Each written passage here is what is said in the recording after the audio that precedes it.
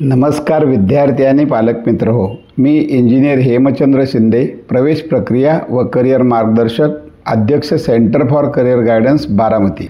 नीट UG 2025 परीक्षेचा निकाल जाहीर झाला, पण ॲडमिशन प्रोसेस ठप्पच आहे.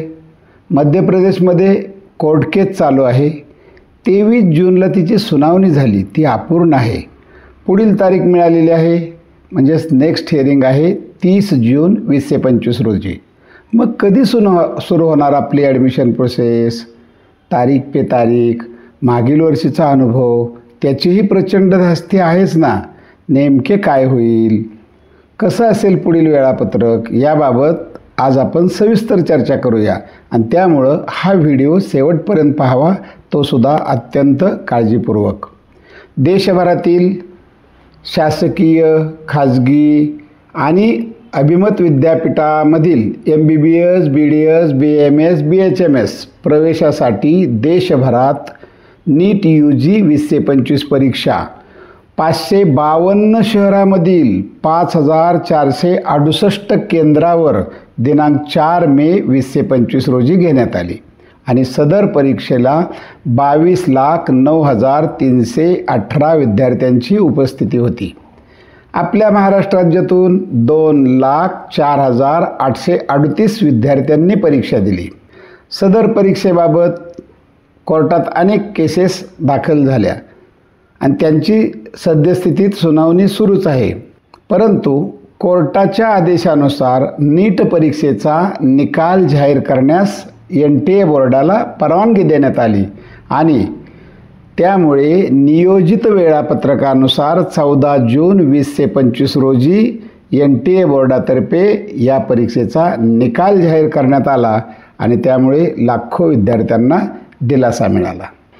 मध्य प्रदेश हायकोर्टामध्ये इंदोरमधील काही सेंटरवर पॉवर फेलियर म्हणजेच वीज पुरवठा खंडित झाल्यामुळे त्याचा पेपर सोडवण्यावर परिणाम झाला. त्यामुळे पुन्हा परीक्षा घ्यावी किंवा ग्रेस मार्क्स मिळावेत याबाबत कोर्टात केस सुरू आहे. 23 जून 2025 रोजी हायकोर्टात सुनावणी झाली आणि पुढील सुनावणी 30 जून 2025 रोजी होणार आहे. सॉलिसिटर जनरल तुषार मेहता यांनी 23 जून रोजी NTA बोर्डाकडून बाजू मांडताना सांगितले की देशभरात 5,466 सेंटरपैकी इंदोर शहरामध्ये 49 सेंटर होते. त्यापैकी 18 सेंटरवर पॉवर प्रॉब्लेम झाला होता.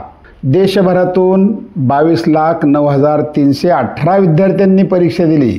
त्यापैकी 27,064 विद्यार्थ्यांनी इंदोर शहरामध्ये परीक्षा दिली. परंतु त्यापैकी फक्त 75 विद्यार्थ्यांनीच कोर्टात केस केले आहे. 1 तासभर पॉवर फेलियर हा प्रॉब्लेम होता आणि त्यावेळी पेपर सोडवण्यासाठी नॅचरल सफिशियंट लाईट होती असा युक्तिवाद त्यांच्यातर्फे करण्यात आला. जर लाईट म्हणजेच कमी प्रकाशाचा परिणाम झाला असेल तर कमी प्रश्न सोडवले गेले असते, परंतु सर्वांनी मॅक्झिमम प्रश्न सोडवलेले आहेत. तसेच 11 विद्यार्थी 720 पैकी 600 पेक्षा जास्त गुण मिळवून त्यांचा ऑल इंडिया रँक 1300च्या वरती आहे. याचाच अर्थ वीज पुरवठा खंडित झाल्याचा परिणाम पेपर सोडवण्यावर झाला नाही असं त्यांनी बाजू मांडताना सांगितलं. चला, पुढील सुनावणी 30 जून 2025ला. याबाबत मीडियामध्ये अनेक न्यूज आहेत. त्यापैकी live.law.in मधील ही माहिती घेण्यात आलेली आहे. सदरच्या बातमीची लिंक डिस्क्रिप्शन बॉक्समध्ये देण्यात येत आहे. या केसचा निकाल लवकर लागावा, तारीख पे तारीख होऊ नये अशीच राज्यातील आणि देशातील विद्यार्थ्यांची अपेक्षा आहे. एकंदरीत परीक्षा पुन्हा होईल असं जवळपास मलाही वाटत नाहीच, पण पाहूया काय होते ते कोर्टात. समजा केसचा निकाल 30 जून रोजी लागला तर पुढील ॲडमिशन प्रोसेसचे वेळापत्रक कसे असेल ते आपण थोडंसं पाहूया. त्यासाठी पाहूया ॲडमिशन प्रोसेसचे महत्त्वाचे टप्पे. प्रथम NTA बोर्डाकडून 75 विद्यार्थ्यांचा समावेश करून अंतिम निकाल जाहीर होईल. नीट परीक्षेची गुणवत्ता यादी मेडिकल काउन्सिल कमिटीकडे तसेच संबंधित राज्यांना बोर्डाकडून हस्तांतर केली जाईल आणि NTA बोर्डाचं काम संपतं. त्यानंतर मेडिकल काउन्सिल कमिटीकडून PWD म्हणजेच PH विद्यार्थ्यांच्या तपासणीचे वेळापत्रक जाहीर होईल. सर्वसाधारणपणे यासाठी 10 दिवसाचा कालावधी लागतो.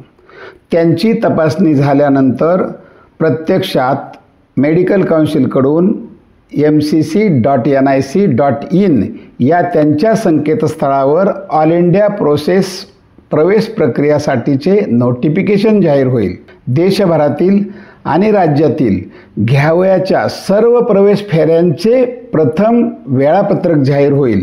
त्यानंतर MCC तर्फे MBBS आणि BDS साठीची ऑल इंडिया प्रोसेस पहिल्या फेरीची प्रवेश प्रक्रिया सुरू होईल. या पहिल्या फेरीमध्ये MBBS BDS 15% all India quota, 100% deem university, AIIMS, JIPMER, central universities वगैरेंचा समावेश असेल.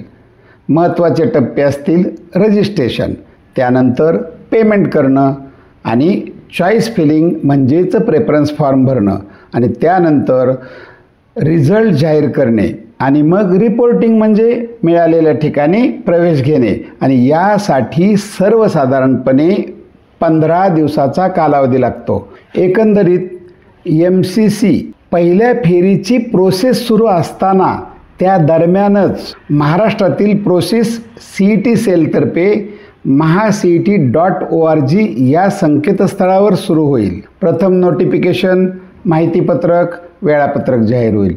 त्यानंतर MBBS, BDS, BAMS, BHMS सह उर्वरित शाखांसाठीचे रजिस्ट्रेशन सुरू होईल. रजिस्ट्रेशन नंतर ग्रुप A MBBS BDS साठीच्या पहिल्या फेरीसाठीचे पसंत नोंदवणे प्रक्रिया सुरू होईल आणि या फेरीतून प्रवेश मिळाल्याची यादी ऑल इंडिया प्रोसेसची पहिल्या फेरीची जॉईनिंग डेट संपल्यानंतर जाहीर होईल.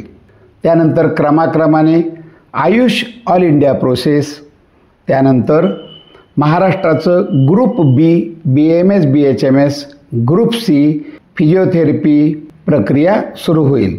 एकंदरीत काय तर BAMS BHMS आणि BPTH BOTH शाखांमधील प्रवेशासाठी इच्छुक असणाऱ्या विद्यार्थ्यांना पसंतीक्रम भरण्यासाठी आणि प्रवेशासाठी मोठी प्रतीक्षा करावी लागणार आहे. विद्यार्थी आणि पालक मित्र हो, NEET 2025 मेडिकल ॲडमिशन प्रोसेस काउन्सिलिंगसाठी जॉईनिंगमध्ये इंटरेस्ट असल्यास संपर्क साधावा. सद्यस्थितीत 1-to-1 counselling, document verification, preference form आणि all support up to last round. आमची कुठेही शाखा नाही आणि अशाच नवनवीन माहितीसाठी या चॅनलला लाईक, शेअर आणि सबस्क्राईब करा. धन्यवाद.